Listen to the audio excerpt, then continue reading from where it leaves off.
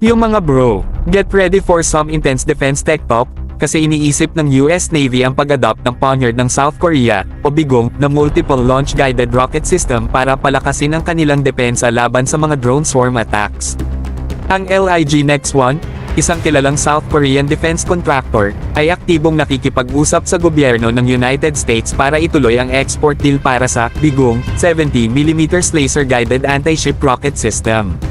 Ngayon, balikan natin, mga bro.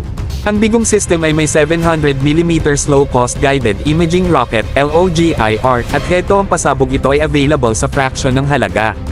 Sa presyo ng mga 40 milyong won o $30,000 bawat unit, ang Bigong ay nagbibigay ng cost-effective na solusyon na hindi nagpapabiya sa range, umaabot hanggang 8 kilometro.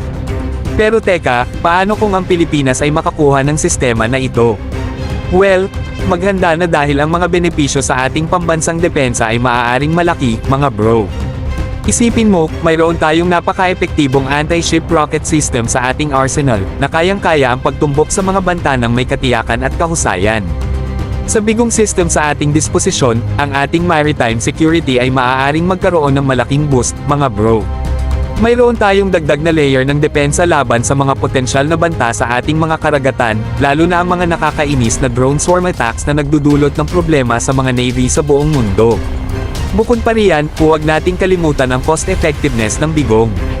Sa kanyang relasyonadong mababang presyo bawat unit, maaari nating ma-maximize ang ating defense budget at maglaan ng resources sa iba pang kritikal na mga area, tiyak na makakasiguro na nakakakuha tayo ng pinakamahusay na halaga para sa ating pera.